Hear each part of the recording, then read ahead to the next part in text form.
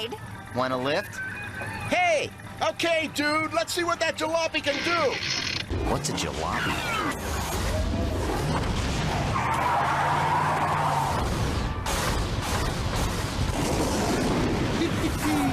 First off the line.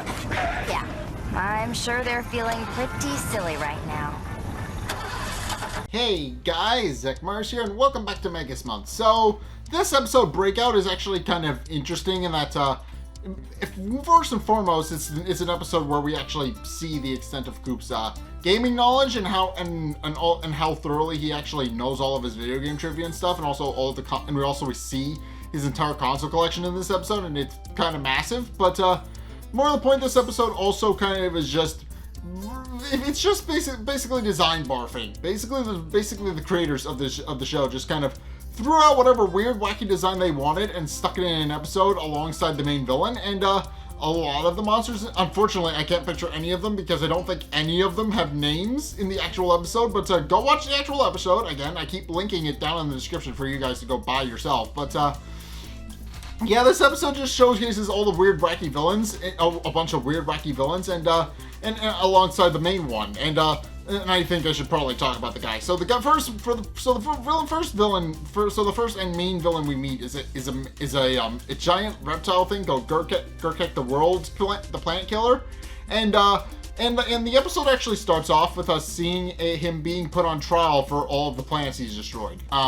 So the episode actually opens up with what is later revealed to be video footage of him destroying a rather sophisticated looking planet, and he just kind of destroys it with seemingly no remorse. And the judge who's in charge of running the whole thing does kind of pointing out that he's destroyed countless planets without any real seeming remorse. And Gurkek, who has been chained up and put in a giant stasis bubble to keep him from destroying things, merely responds that his only remorse is that he wasn't able to destroy more planets, and then proceeds to successfully break himself out of the containment bubble that he's in, and revealing that it actually did very little to actually keep him contained. And while several of the robots that are designed to actually, they're basically they're just the bailiffs for the court. That's literally all they are. They're just generic robots designed to be bailiffs for the actual court to keep any of the prisoners in check. And it's at this point where the alien judge actually sentenced to Gurkek to a life of imprisonment. And Gurkek kind of scoffs at that while he's fighting off bailiff robots, pointing out that no prison can actually hold him.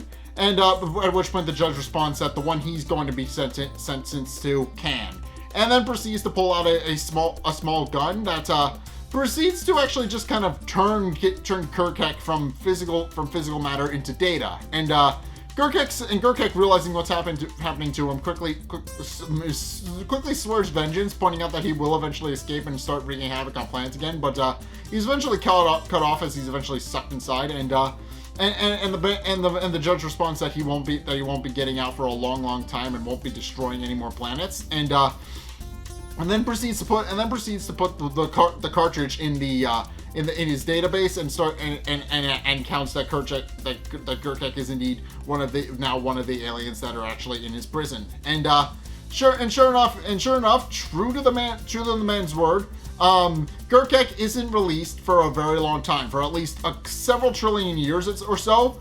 until eventually, at one point, at a garage sale in Jersey City, Coop winds up picking it up because it looks exactly like a video game cartridge. So yeah, somehow there's not really, it doesn't really explain how it actually wound up showing up at the garage sale where Coop happened to just pick it up, but it's implied that it had just kind of gotten lost to time and was eventually confused for a game cartridge, which of course somebody picked up and eventually added to a yard sale, because as we find out, and this should be obvious, nobody really understood how to get it to work. So yeah, in any case, Coop then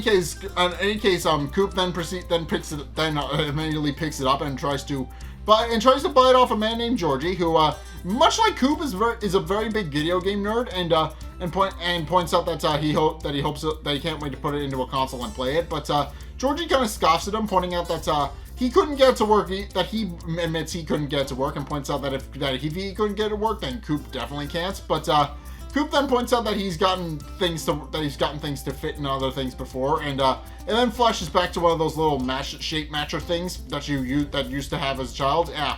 Coop couldn't figure out until he was about at the same age he is now, and eventually just smashed it in with brute force because he's now a grown-ass adult. But in case Georgie points out that of course Coop is never going to be able to figure it out. But Coop points out, and this should be obvious by this point, that he's actually a very big video game guy, and points out that he has a lot of video games that Georgie apparently has never heard about, and sure enough, the two then start going back and forth, rattling off all the various video games that they've played, and of course, Georgie starts getting a little bit nervous until he mentions a game called Love Those Slurps, which Coop admits he didn't play only because it's for kids, and he doesn't really play kiddie games, and Georgie kind of takes solace in his victory, only for Jamie to just kind of snatch it away from him, pointing out that he just kind of sarcastically remarking that he definitely won that argument, and yeah, true to his form, Georgie didn't really win anything. He's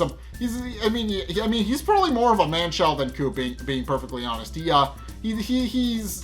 weird. He's a little too clingy with his video games and stuff. Case in point, he actually has a plushie of a LURP from Love Those Slurps, and yeah, he just kind of cuddles it, pointing out that telling Jamie not to pay it any mind. So yeah, I mean, I should admit, I have plushies because I like plushies. I have a collection of them, but I'm not gonna cuddle them and call it my precious. That is the extent. I like them because I like buying things that I like buying physical representations of things that I like. That's the main reason I buy plushies and collectibles and a bunch of other stuff. But yeah, Georgie's weird. Georgie's just weird. But I mean, there is a limit to me for what I'll do with a plushie, and I think Georgie kind of crosses it in spades. He's a little too clingy with his plushies. I will just collect them for visual representation, and that's kind of the extent of what I'm gonna do with a plushie. But in case Coop then proceeds to settle up with Georgie to buy what he believes to be the game cartridge, while Jamie notices that Kiva is actually looking through clothes and other things, and quickly realizing that he has a once-in-a-lifetime opportunity to actually mess with her. Jamie then tells Coop to keep an eye on him, and then proceeds to walk over to Kiva and starts picking out very dorky-looking clothes for her, which of course she doesn't fully understand that Jamie's messing with her. Of course not, because she's from the future. She doesn't understand the ins and outs of Earth fashion, or at least Earth fashion of the present day. I should mention her main outfit is a onesie with metal rimmed boots.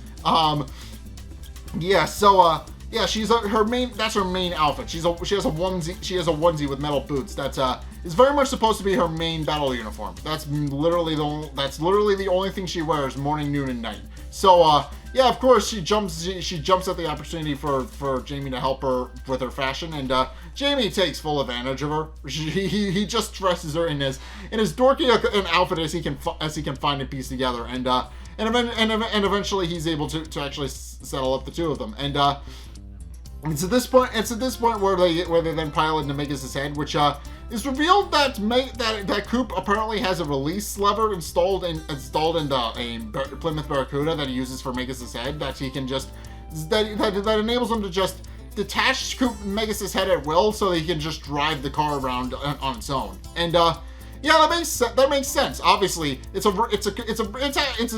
pretty cool car on its own. So obviously, Coop is going to want to drive that around by itself and not just bring Megas around, because obviously Megas is objectively a lot cooler to drive around than a car. But obviously you can't bring a giant robot with you everywhere, and also it's completely impractical to do so. So and Coop kind of recognizes that, which is why he just attaches the Megas' head every now and again to just drive around. Which it makes sense in my brain that that's something he would think of to do. It makes sense to me. But In case Coop is very happy that he wound up only getting a new video game for like $1. While Jamie mutters under his breath that he's very happy that he was able to make Kiva look like a dork for $3. And it's at this point where of course Kiva questions whether or not the clothes that she's wearing are actually practical. And Jamie kind of lies to her face and points out that that's all the rage and that's what everybody in this day and age is wearing. But then Kiva points out that she would be very happy to go to the mall, pointing out that she's been told that that's a good place to actually go and pick up clothes. And Jamie admits that he hates the mall, but in any case, Coop realizing that they could actually divide and conquer, decides to actually drop them off in the mall, while he suggests to actually go off and go set up his new video game. And of course, Jamie points out why he has to actually babysit Kiva, but Coop merely admits that he's on Kiva duty, and of course this causes Kiva to become offended because she has no idea what they're talking about, but Coop doesn't elaborate and just drives off with his new video game and says that he'll pick him up when he's done.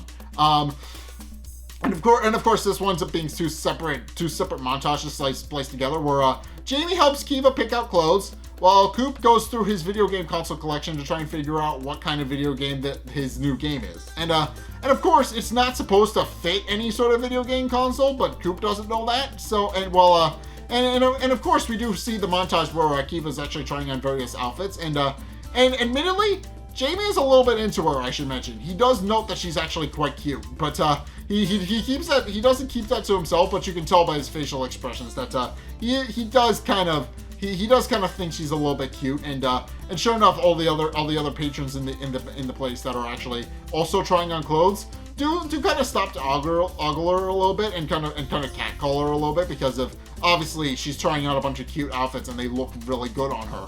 And of course, everybody and I do mean everybody, the men mainly, but also some of the women even remark about how cute Kiva looks in her new clothes. And of course, Jamie just kind of doesn't really join in, because obviously he's trying to keep that to himself and doesn't want to admit that Kiva looks kind of cute in her new clothes. So of course he's keeping that to himself. But eventually Kiva winds up getting into an argument with the sales clerk, who because the sales clerk doesn't fully understand that Kiva is trying to buy things that are practical for weaponry and battling and a whole bunch of other things, because that's what Kiva knows. And eventually Kiva winds up getting in a full heated argument with the sales clerk, and she has security kick them out, with Jamie being very pleased. Meanwhile, Coop currently is just trying to go through all of his various consoles, and we actually do see a couple of them. We know that I think he has every console that was out at the time that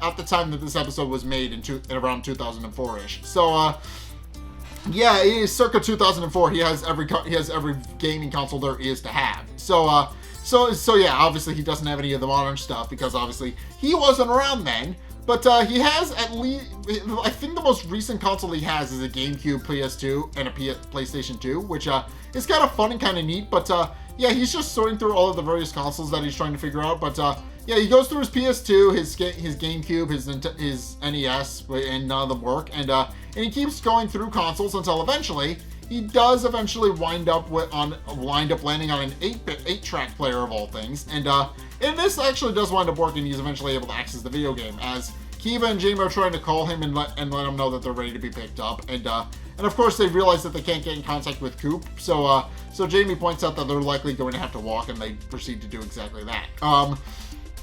Meanwhile, Coop is just ecstatic to finally be playing his new video game, and or rather what he thinks is a video game, and boots it up to try and see what's going on with it. And sure enough, because it's a prison disc designed to hold countless and intergalactic criminals, Coop initially thinks it's a fighting game, and decides to release what he believes is the biggest and most powerful one he can find. And of course, that winds up being Gurkek, which who points out that they will rue the day that they let him that they decide to mess with Gurkek, their world destroyer. And Coop does wind up mocking his voice, and then presses a button on his game console, which winds up setting Gurkek free.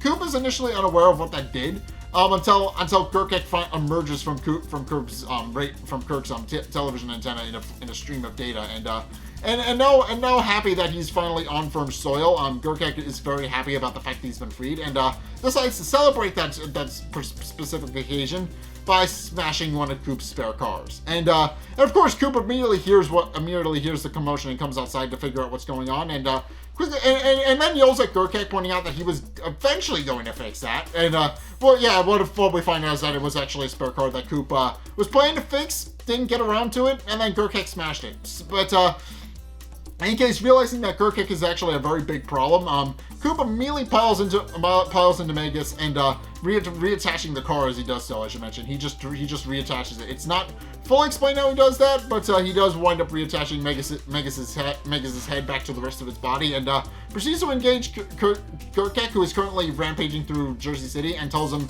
to knock it off because that's his city he's wrecking. And sure enough, the two of them then proceed to get into a bit of a battle where Gurkek actually winds up pointing out that he should probably thank Coop for actually letting them go, and Coop rather nervously points out not to mention it, but instead Gurkek decides that he's going to destroy Megas and Coop, and proceeds to start fighting them with his energy blast and some various other things that he has. And of course, Keeve and Jamie, who have since walked home from the mall, hear all this commotion and immediately call up Coop to ask what's going on. And Kiva naturally assumes that it's the Glorf who are actually attacking everything. And Coop decides to tell her the good news, and that it's not the Glorf. But of course, that's the only good news that he has. But of course, Kiva and Jamie see the fight between Gurkek and Megas from about a block or so away, and quickly realizing that whatever it is actually tied to the video game that Coop picked up. Kiva decides to run back to the house with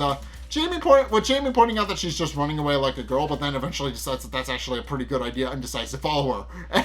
Jamie chalks a big game, but in actuality, he's just a coward who will run at the first sign of danger. And of course he does that. But to this point, where Kiva then eventually arrives in Coop's basement, where she notes all of the video game stuff that he has lying around. And when Kiva points out that she has no idea what any of the stuff is, asking what it is, sure enough, Jamie then proceeds to immediately point out that it's all of Coop's video game stuff, and he likes his video games and has all of the different formats that he can play all of his different video games on. And of course, Kiva eventually figures out what actually happened, and points out to Coop that the thing he thought was a video game was actually a video game prison, and sure enough, Coop quickly points out that he kind of already figured that out, and proceeds to continue battling with Gurkek, while Kiva points out that she'll figure out a way to send Gurkek back into the video game cartridge, while Coop kind of points out that he's fine with that, pointing out that she can do what she wants to do, as long as she doesn't mess up all of his video game stuff in the process. And at which point he hangs up and continues to battle Gurkek.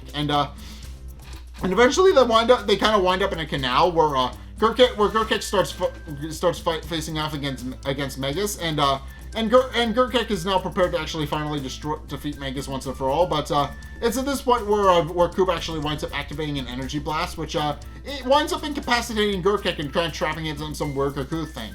And of course, Coop then takes the opportunity to actually mock Gurkek, pointing out how he likes him now, and among other things. And at which point, Kiva and Jamie have since arrived at the scene, and eventually pile into Megas, where Kiva starts trying to figure out how she can actually hook up the game console to Megas so that they can actually send Gurkek back.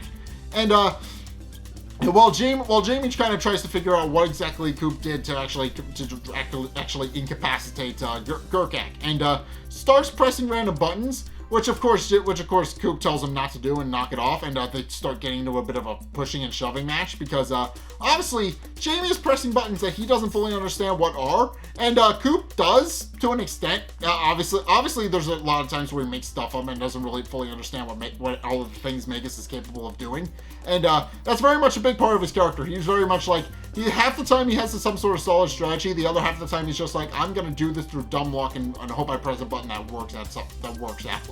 And And through that, he actually has somewhat figured out what several of Megas' buttons do. And of course, Kiva does eventually manage to hook it up, but also in the process, because Jamie and Coop are actually fighting over the buttons. I'm not entirely sure which one. Probably a combination of both, but either Coop or Jamie winds up pressing a button by accident, which actually winds up having the exact opposite effect of what Kiva wanted, and of course they wind up releasing every single other person in the prison instead, and of course Jamie immediately has a panic attack, telling Coop to make it stop. Well, because obviously they're releasing a lot of villains in a general area of Jersey City, and well, Kiva points out that it's very obvious that Coop has seemingly released every single person from the prison, and in an effort to actually keep the rest of them from actually escaping, Coop winds up taking the cartridge and snapping it in half, much to Kiva's displeasure,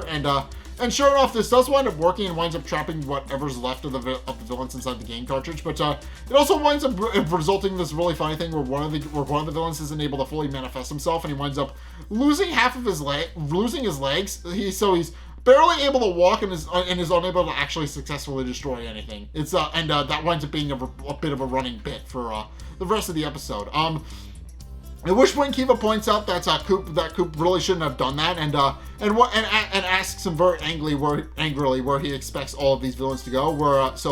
Coop just kind of suggests Philly, and that feels like a very targeted gag, and it winds up being a very important plot point. Apparently, I'll get to that in a minute, but yeah, for whatever reason, I don't know why, but for whatever reason, there's just this really targeted gag where of course Coop points out that they could just send all the villains to Philly, and I don't fully understand where that's coming from. There's definitely a couple of targeted gags. Obviously the Pop TV one is the most famous one of these, because obviously they don't like MPTV very much, and spoiler alert, there is another one in this episode, because of course, but yeah, they don't really explain any of that. But in case realizing that all of the villains are just going to run amok until he does something, Coop immediately jumps into action, pointing out that he can come back for Gurkek later, even though unaware to him, Gurkek is actually alive inside the cocoon, is actually regenerating several of his limbs and body parts, and is actually getting stronger.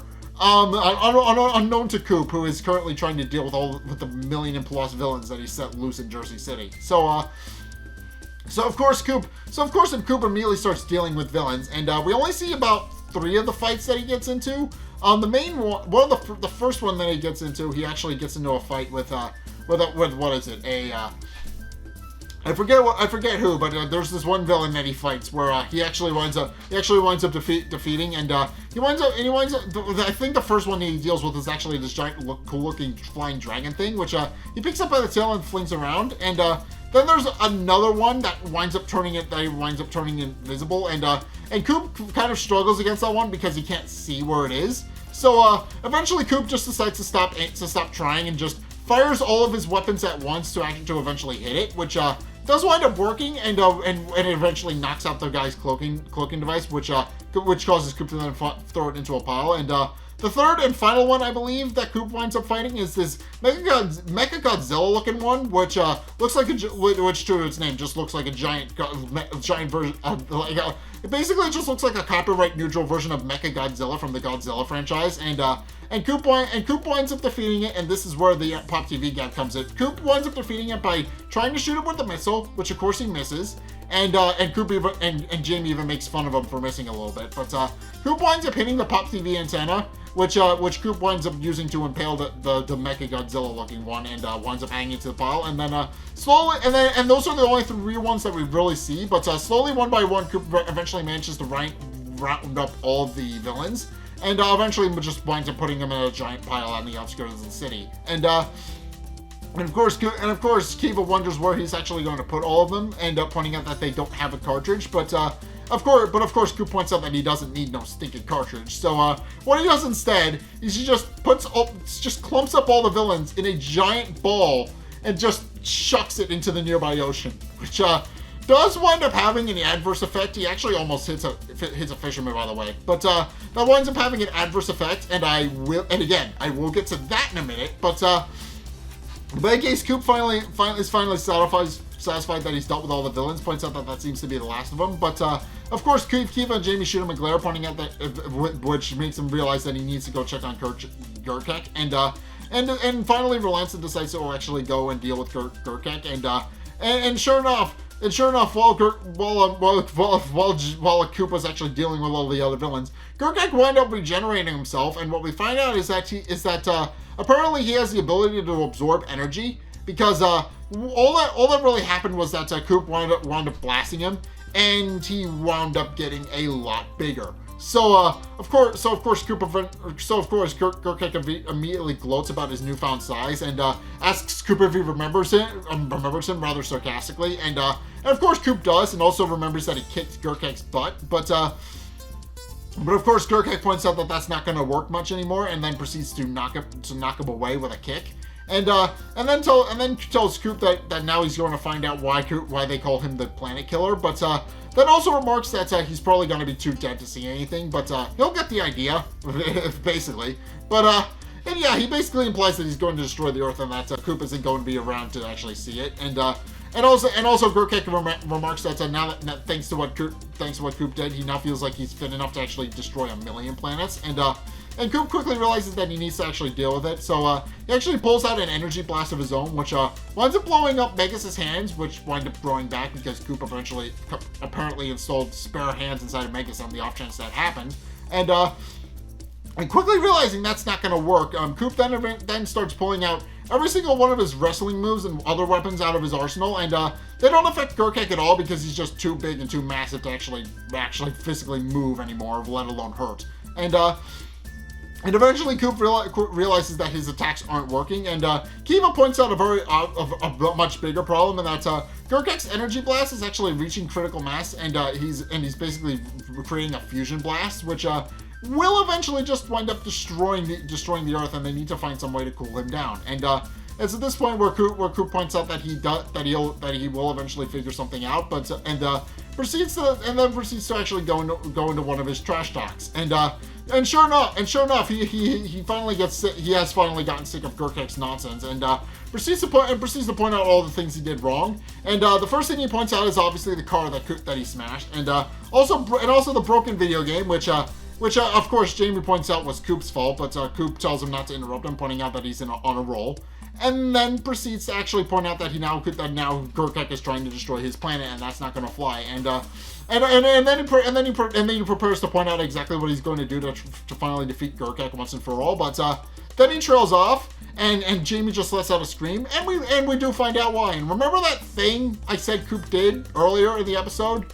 Yeah. So as it turns out, and this is very much a real life thing that actually exists, but I mean, not necessarily in the way that the cartoon portrays it, but this is indeed a thing that can happen in actual nature. But basically, what happened was that all that giant mass of villains that Coop just threw into the ocean, that wound up displacing all of the water in the ocean, which caused a giant tsunami that winds up flooding Jersey City. And sure enough, this does wind up causing a lot of mass destruction and panic. But most of the people we know are relatively unharmed. There's one thing where Goat is just sitting alone in his junkyard, and his place gets flooded and it ruins his newspaper. But otherwise he's not particularly too torn up about it. Yeah, his junkyard's flooded now, but he doesn't seem too particularly torn up about it. Although he is upset that he has to now go change. But of course, as it turns out, this giant tsunami actually wound up putting out Gurkek. As it turns out, while energy can actually make him grow and become stronger, as it turns out, his weakness is water. So, yeah, because Coop caused the tsunami, that actually wound up putting out his fusion, and he wound up just getting wrecked. He wound up just becoming a lot smaller than Megas is, and of course Coop just casually just picks him up with Megas, and points out that he's not so tough, that doesn't look so tough anymore. And of course Gurkek goes on this big tirade about how he's been through worse, and that no matter what prison they can put him in, that he will eventually escape. But of course Coop points out that since he's tiny now, that he's literally just embarrassing himself, and then wonders if he should throw him into the ocean. But of course Kiva points out that he's way too dangerous for that, And does point out that, rather sarcastically, that if only they had a cartridge to actually put him in and put him in a max security prison again. But Coop, pointing out that they obviously don't have one of those, then decides he actually has a better idea. And his idea does wind up being better because Coop winds up, because as we find out, he actually winds up borrowing Georgie's copy of Love Those Lurps and winds up dropping Gurkek in it, and sure enough, Coop and Georgie just have a bit of a laugh at Gurkek, who is trying and failing to kill the Lurps in the video game because, well, obviously, it's not a video game that is programmed with destroying and killing and a bunch of and all the other things that Gurkek loves in mind. So Gurkek is just kind of swiping at all the Lurps, trying to destroy them, and it's not working like at all. And of course, Gurkek is just obviously very annoyed because he would rather prefer his maximum security game cartridge rather than whatever the hell this is. So and of course Georgie seems very pleased about the fact that he now has a new game to play. And well, Kiva just remarks that as long as Gurkek is in prison and in stasis and can't do any more harm, she's happy. And also suggests that she would like to go shopping with Jamie again, which of course Jamie kind of sheepishly just slides away from her because he doesn't really. Well, obviously, it's implied in this episode that he may have hidden feelings for Kiva that he's not really letting on. I will admittedly point that out. That is indeed a recurring thing. That is indeed a thing where Jamie may or may not have feelings for Kiva, and the creators of the show have indeed kind of confirmed that was indeed a thing that they were eventually going to do, but wound up having to scrap because obviously Megas XLR got canceled, so they couldn't do it anymore. So in any case, yeah. With that, Coop then points out that's all in a day's work. He wound up saving the Earth, and he wound up creating a new video game. Although Jamie points out that now Jersey City has actually been flooded, but Coop points out that's probably better that way. And then it just zooms out to show that all of the places have actually been flooded.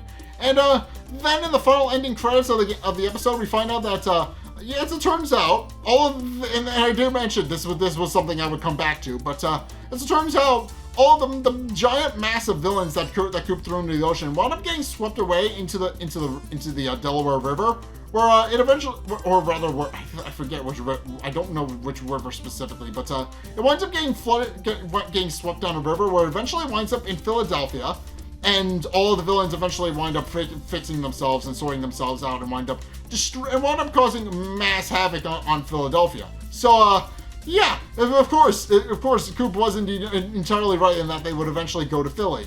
And, yeah, again, that's a very oddly targeted gag that I don't fully understand, but, this episode was just a lot of fun. Both visually, it was just a lot of fun. Basically, it just started off with Coop just trying to go through all of his gaming knowledge, which of course he has a lot of, because that is the main thing he uses to pilot Megas. And he's just trying to figure out how to do this new little video game thing. We got a little bit of a side thing with Jamie and Kiva, where Jamie may or may not have feelings for Kiva, and he doesn't actually say otherwise. But then obviously the main climax of the episode is that it's just a massive free for all where the team behind Megas XLR just created whatever villain they thought looked cool, stuck it in the episode, and that was the plot for the latter half of the episode. And I do kind of like that. It is kind of fun. It was just basically Coop just fighting whatever, which is what the show does. Which is what the show does best. It is just pure nonsense and whoever and whatever just destroying everything.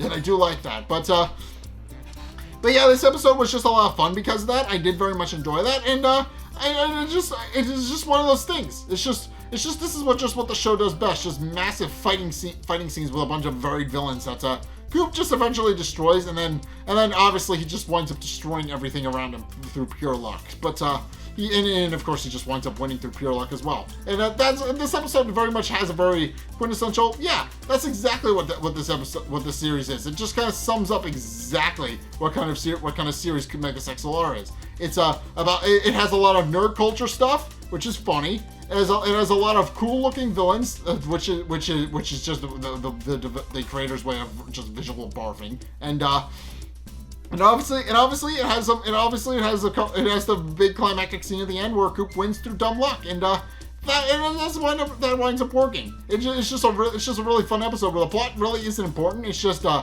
nonsense. That's it. It's just nonsense and whatever it wants to be. But in any case, yeah, that's gonna be my review for Megas XLR. Thank you guys so much for watching. If you enjoyed, be sure to like, comment, and subscribe.